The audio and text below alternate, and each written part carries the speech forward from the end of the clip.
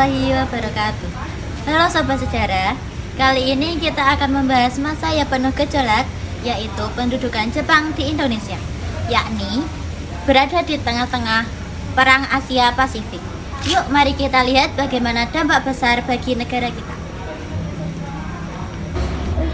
Pada tahun 1941, Jepang mulai memperluas wilayah kekuasaannya di Asia dan Pasifik. Tujuannya jelas untuk menguasai sumber daya alam, termasuk minyak, karet, dan timah yang banyak terdapat di Asia Tenggara.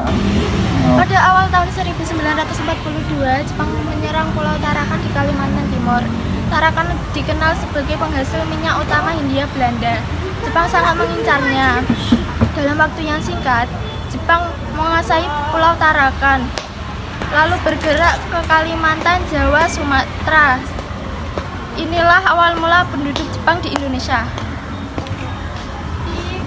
Selama pendudukan, Jepang mengubah banyak hal. 1.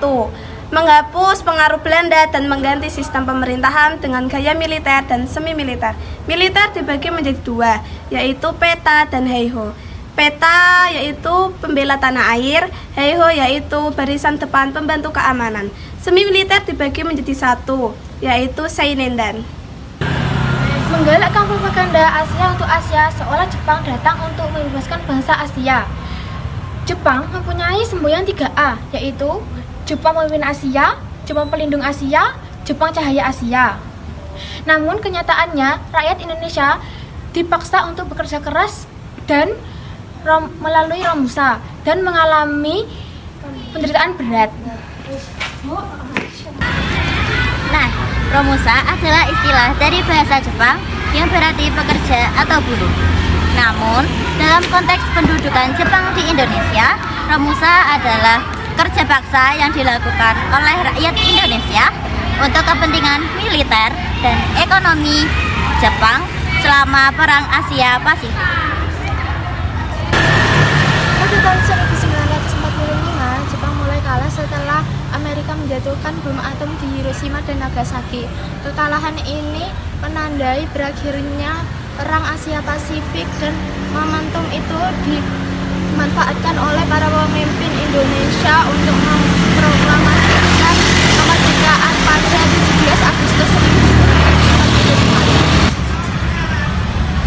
Ada beberapa dampak negatif, yaitu yang pertama kelaparan, yang kedua kematian, yang ketiga penyakitan, yang keempat kesengsaraan, yang kelima ekonominya menurun, yang keenam eksploitasi SDA, dan yang ketujuh tingkat sosial. Dan juga ada beberapa dampak positif, yaitu yang pertama berbicara menggunakan bahasa Indonesia, dan yang kedua dibukakan jalan untuk merdeka, dan yang ketiga mengibarkan bendera merah putih, dan yang keempat menyanyikan lagu kebangsaan Indonesia.